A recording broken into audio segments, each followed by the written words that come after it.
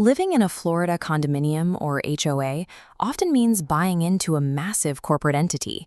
These associations manage millions of dollars in homeowner assessments and oversee massive, complex physical infrastructure. And when the people elected to run these mini-governments fail, the financial stakes for homeowners are immense.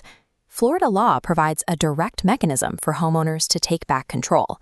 Under state statutes for both condos and HOAs, a board member elected by the membership can be formally removed or recalled from office at any time.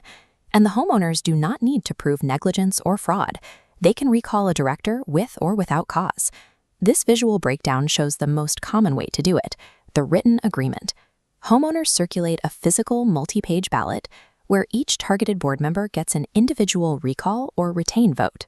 To succeed, the total number of valid signatures must cross a strict threshold, a simple majority, meaning 50% plus 1 of the total voting interests of the entire community.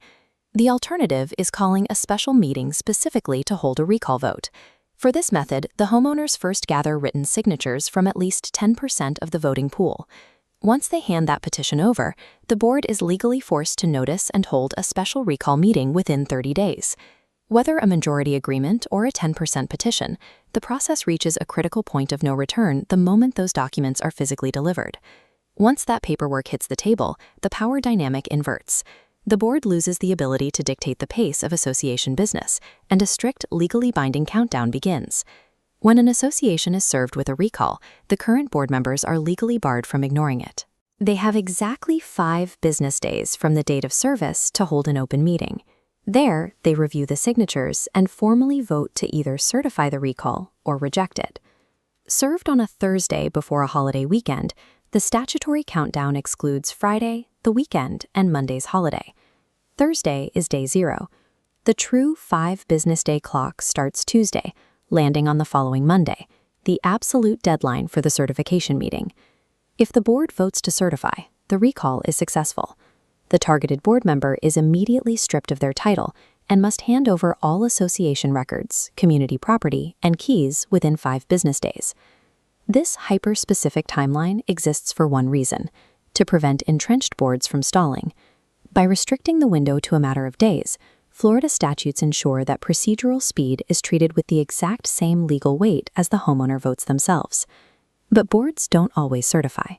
Often, they vote to reject the recall, citing forged homeowner signatures or illegal formatting on the written agreements.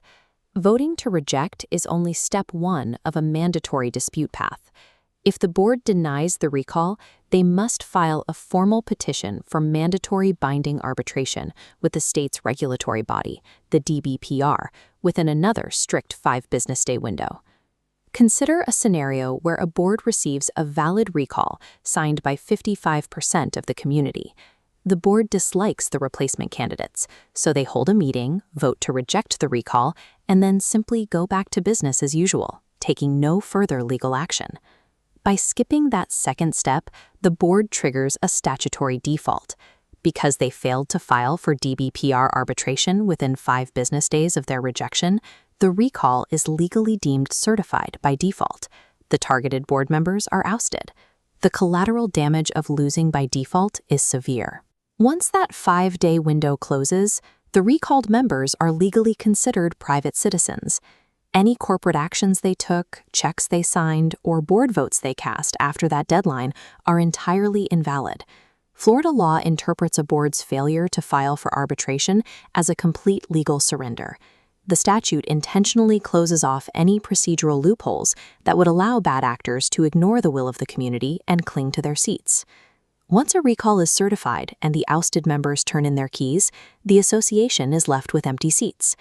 How those vacancies are filled depends entirely on the scale of the recall.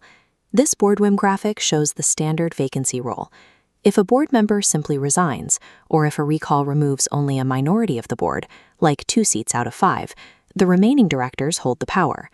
By a majority vote, those remaining members appoint replacements to serve out the unexpired terms.